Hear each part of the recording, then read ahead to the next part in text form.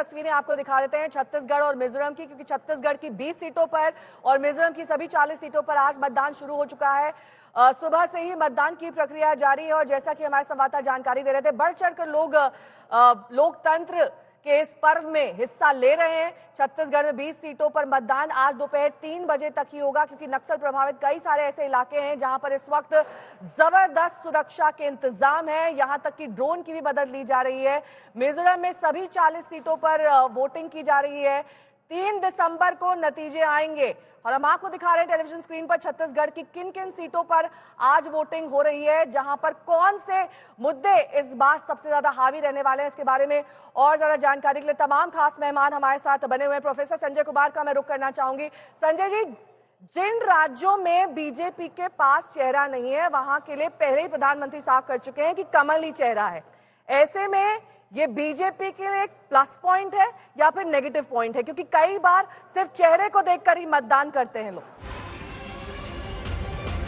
आपका जवाब मैं लूंगी। इस बीच एक बड़ी खबर दिखा देते हैं। भतीजे से चुनावी जंग पर भूपेश बघेल का ये बड़ा बयान। उनके भतीजे रिश्ते में हम बाप लगते हैं, ये भूपेश बघेल कह रहे हैं। और पहले भी दोनों चाचा भतीजा आमने सामने रह चुके हैं एक ही सीट से। पाटन वो सीट है जहां पर भतीजे से चुनावी भिड़ंत पर भूपेश बघेल ने अब जवाब दिया है। इस बार भी पाटन सीट पर जो मुकाबला होगा बेहद दिलचस्प होगा, क्योंकि वो चाचा और भतीजे का मुकाबला है। लेकिन चाचा इस वक्त ये कह रहे हैं कि बाप हमेशा बाप ही होता है, तो रिश्ते में हम बाप लगते हैं। क्या कुछ कह रहे हैं भूपेश बघेल, डिटेल में सुनिए। कौन भारी बतौर भतीजा कौन भारी? रिश्ते में हम बाप लगते हैं। बतौर भतीजा कौन भारी? रिश्ते में हम बाप लगते हैं। कौन भारी? बतौर भतीजा कौन भारी? रिश्ते में हम बाप लगते हैं। विनोद जी, इस पर एक छोटी सी टिप्पणी और कमेंट आपका कि पाटन सीट पर कौन हावी रहने वाला है, क्योंकि पहले भी ये मुकाबला हो चुका है, नया नहीं है। ऐसे में इस बार कौन किस पर हावी है? देखिए, भूपेश बघेल ने अपनी एक लाइन में ही सारी बात बता दी कि रिश्ते में हम बाप लगते हैं, यानी चाचा हैं, वो चाचा पिता का दर्जा होता है। तो जाहिर है मुख्यमंत्री हैं, वो इनकम्बेंट मुख्यमंत्री हैं, पॉपुलर मुख्यमंत्री हैं, तो निश्चित रूप से जब वोटर वोट देने जाता है तो आमतौर पर जो बड़ा नेता लड़ रहा होता है तो उसका झुकाव उस तरफ ही होता है। और खासकर अगर वो मुख्यमंत्री हो और ऐसा मुख्यमंत्री हो जिस पर लोग भरोसा करते हों, तो मुझे लगता है कि जाहिर है भूपेश बघेल ही भारी पड़ेंगे।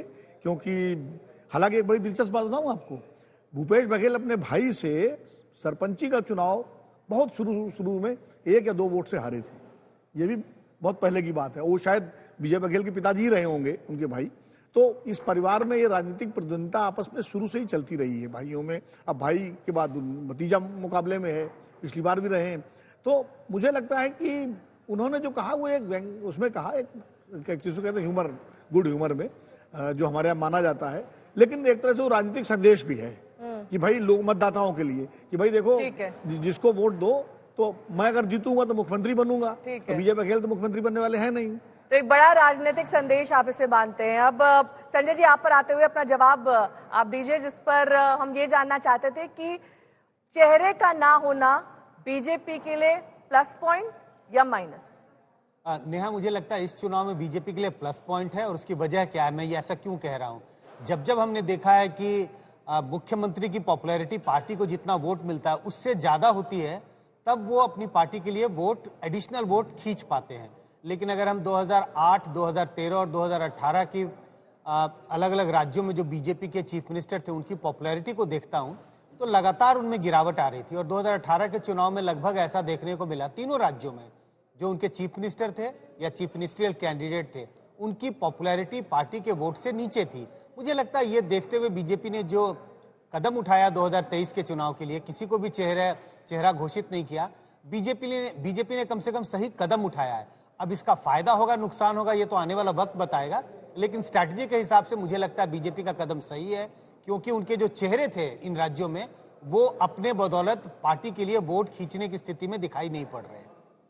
अंजना मेरी सहयोगी जुड़ी हुई है तमाम जानकारी के साथ। अंजना देखिए, इंटरव्यू के दौरान भी भूपेश बघेल ने जब चाचा वर्सेस भतीजा पर सवाल किया गया तो बड़ी चुटकी लेते हुए उसका जवाब दिया था। आज एक बार फिर कुछ इसी अंदाज में उन्होंने जवाब दिया है।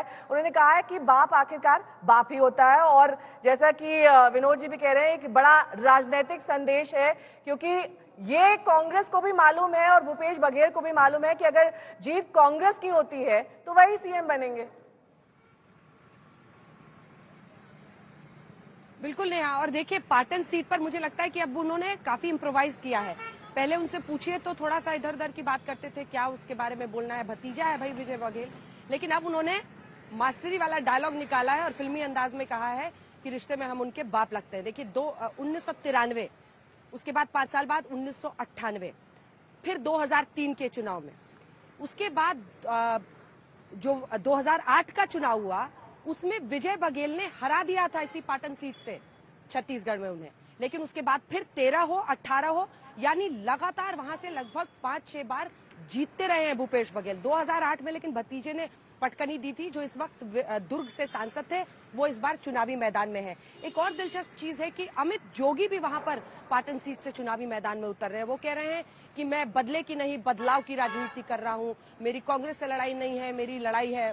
तो पूरी हिस्ट्री जो वहां की उनकी है वो अलग है। लेकिन दिलचस्प है कि जो कॉन्फिडेंस की बात आप कह रही थी उसी का एक्सटेंशन है विजय बघेल के खिलाफ। आज अगर बस्तर और नक्सल प्रभावित 20 सीटों पर वोटिंग हो रही है, लेकिन इस कॉन्टेक्स्ट में जब सवाल पूछा जाता है तो सीधा कहते हैं कि रिश्ते में बाप लगते हैं। तो एक कॉन्फिडेंस वो दिखा रहे हैं और उनको लगता है कि चूंकि वो रनिंग चीफ मिनिस्टर है, लोग उनकी बात को सुनेंगे। और कॉन्फिडेंस के पीछे एक लंबा चौड़ा इतिहास है, क्योंकि पहले भी चाचा भतीजा आमने सामने थे। ये चुनावी जंग कोई नई नहीं है। जितेंद्र बहादुर सिंह मेरे सहयोगी जुड़े हुए हैं तमाम जानकारी के साथ छत्तीसगढ़ से। जितेंद्र, आज की जिन सीटों पर मतदान हो रहा है उसमें कौन कौन सी नक्सल प्रभावित सीटें हैं जहां पर सबसे ज्यादा इस वक्त सुरक्षा के इंतजाम किए गए हैं और ये सबसे सेंसिटिव एरियाज माने जा रहे हैं?